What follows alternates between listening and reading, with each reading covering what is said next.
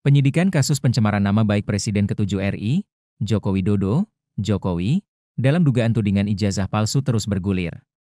Usai melakukan asesmen bersama sejumlah ahli dan Kompolnas, Polda Metro Jaya kemudian melakukan gelar perkara untuk menentukan status hukum dalam kasus yang telah naik ke tahap penyidikan ini.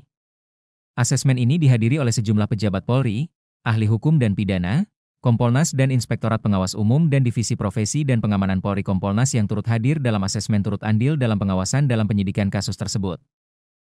Ya, hari ini kami dari Kompolnas dan beberapa ahli dari Bitpopam sama dari Itwasu maupun Itwasda, artinya pengawas internal dan pengawas eksternal sama para ahli untuk memberikan asistensi terhadap penanganan kasus yang berkenaan dengan laporan Bapak Joko Widodo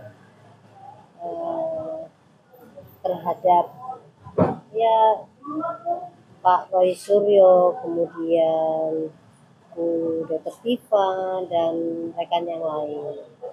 Jadi kami dimintakan pendapat mengenai penanganan kasus ini oleh penyidik.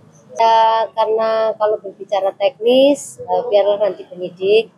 Tapi kalau berbicara tentang pengawasan yang kami lakukan sebagai tugas pokoknya Kompolnas, kami memberikan asistensi berkenaan dengan pengaduan mereka kepada Kompolnas dan bagaimana nanti bagaimana pendapat penyidik tentang itu.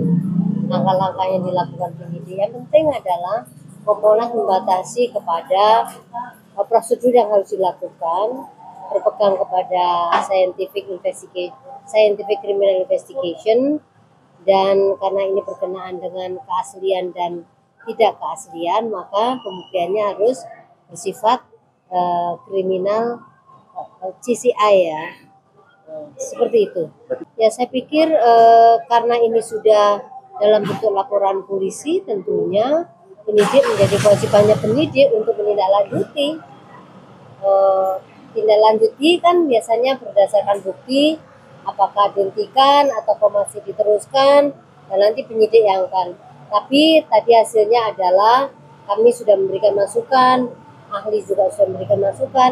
Silakan nanti penyidik yang akan melakukan eksekusi, apakah langkah selanjutnya bagaimana. Kita tunggu. Lupa subscribe ya.